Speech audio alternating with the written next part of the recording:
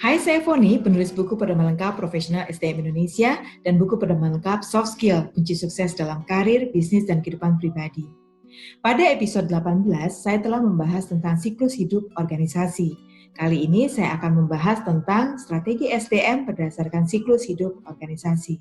Ada 4 fase dalam siklus hidup organisasi, yaitu fase permulaan, fase pertumbuhan, fase kemapanan, dan fase penurunan. Berikut adalah strategi SDM pada masing-masing fase dalam siklus hidup organisasi. Yang pertama, strategi SDM pada fase permulaan. Pada fase permulaan, organisasi melakukan ekspansi dalam skala kecil dengan kondisi keuangan yang terbatas. Sehingga strategi SDM-nya adalah merekrut dan mempertahankan karyawan berkemampuan tinggi dengan memberikan upah lebih rendah dari rata-rata harga pasar, memberikan fasilitas kesejahteraan yang minim, namun dikompensasi dengan bonus tahunan ataupun kepemilikan saham. Pelatihan dan pengembangan dilakukan dengan sangat minim atau tidak ada sama sekali.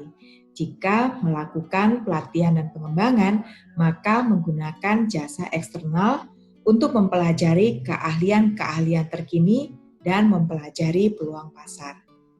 Berikutnya adalah strategi SDM pada fase pertumbuhan. Pada fase pertumbuhan, organisasi membutuhkan karyawan yang kreatif, inovatif, dan berani mengambil resiko. Sehingga strategi SDM-nya adalah merekrut karyawan berkualifikasi tinggi, mulai dari tingkatan staf hingga tingkatan manajerial. Asesmen calon karyawan berdasarkan pengalaman pekerjaan dibandingkan hasil psikotes ataupun analisis kepribadian.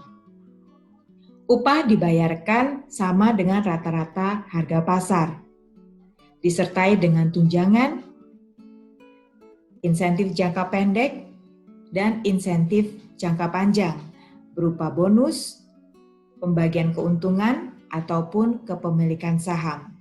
Pelatihan dan pengembangan dilakukan baik secara internal maupun secara eksternal.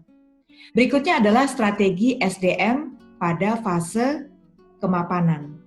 Pada fase kemapanan, organisasi telah mencapai ukurannya yang maksimal, namun sudah tidak lagi berupaya untuk menggapai segmen pasar baru. Sehingga strategi SDM-nya adalah merekrut lulusan baru untuk mendapatkan harga yang lebih murah. Jenjang karir manajerial hanya diperuntukkan bagi karyawan internal.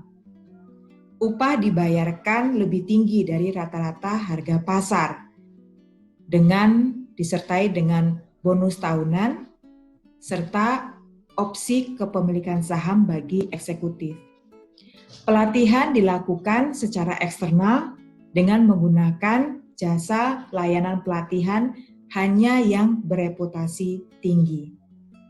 Berikutnya adalah strategi SDM pada fase penurunan. Pada fase penurunan, organisasi telah kehilangan daya saingnya karena ukurannya yang terlalu besar dan biaya yang terlalu tinggi. Sehingga strategi SDM-nya adalah dengan mengurangi beberapa jabatan, hanya mempertahankan karyawan kunci, menerapkan pensiun dini, dan melakukan pemotongan gaji. Pelatihan hanya dilakukan secara eksternal untuk memenuhi kebutuhan personel terhadap keahlian yang dibutuhkan pasar. Demikianlah strategi SDM pada fase-fase dalam siklus hidup organisasi. Pastikan strategi SDM Anda mengikuti fase-fase dalam siklus hidup organisasi.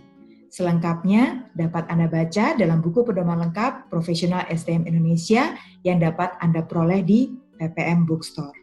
Terima kasih sudah menyaksikan, semoga bermanfaat dan sampai jumpa.